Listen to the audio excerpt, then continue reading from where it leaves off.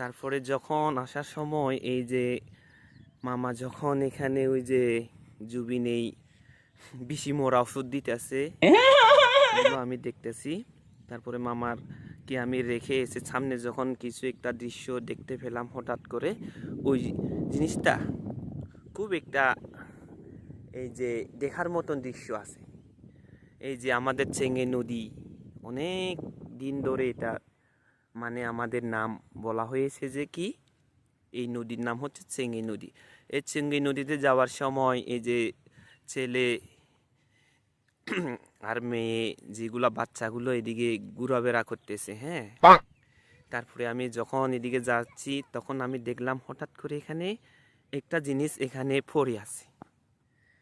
যেমন আমার এই যে মহালছড়ির বাজারে এই যে দুর্গা পূজা বানায়, তারপর এই যে রাস পূজাতে যে উৎসবের যেগুলো আমাদের দুর্গা যে বানানো হয়েছে, হ্যাঁ, এইগুলো মনে করেন অনেক জায়গার থেকে এই যে চেঙ্গি নদীতে ফেলে দেয়। তারপরে ফেলে দেওয়ার পরে এইগুলা চেঙ্গি নদীতে ভাসিয়ে আসার সময় পানিতে শুরুতেই এখানেই অনেক দিন ধরে রয়েছে। প্রায় আজকে কয়েকদিন ধরে মনে করেন এই যে রাস পূজার সময়ে এগুলো চেঙ্গি নদীতে ভেসে দেওয়ার পরে এখানে সব পানি ছিল, এখন এগুলো সব মনে করেন শুকাইয়ে গেছে। পানি সব শুকাই যাওয়ার পরে এখন চেঙ্গি নদীতেও নিচে পড়ছে, তখন এগুলা এখানেই থাকছে।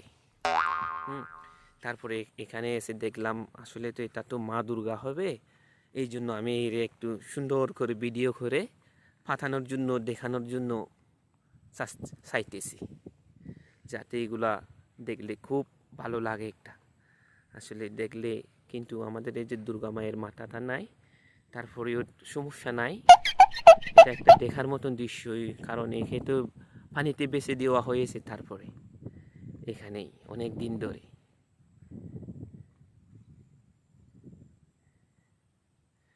কিন্তু আমি বাংলা ভাষা ক্লিয়ার করে পারি না, তারপরেও যা কিছু পারি, হ্যাঁ, এগুলোই মানে আমি বলতেছি। এটা হচ্ছে চেঙ্গি নদী, চেঙ্গি নদীর পাড়ে এই যে মা দুর্গা মূর্তিটা এখানে থাকছে, বেসে এসে এখানে আছে। এখানে হচ্ছে এই যে মেশিন দিয়ে এখান থেকে পানি তোলা হয়, পানি তোলার পরে এখানে এই যে জুবিনেই পানি দেয়, কারণ এগুলা যেগুলো শুকনা জমি আছে এখানে পানি দেওয়ার পরে হাল মারার পরে এগুলা ধান রোপণ করে। তারপরে এদিকে চারিদিকেই ওদিকে পানি দেখা যাইতেছে, ওদিকে লোকজন এই যে ধান রোপণ করতেছে, হ্যাঁ, এই যে ধান রোপণ করতেছে এগুলা।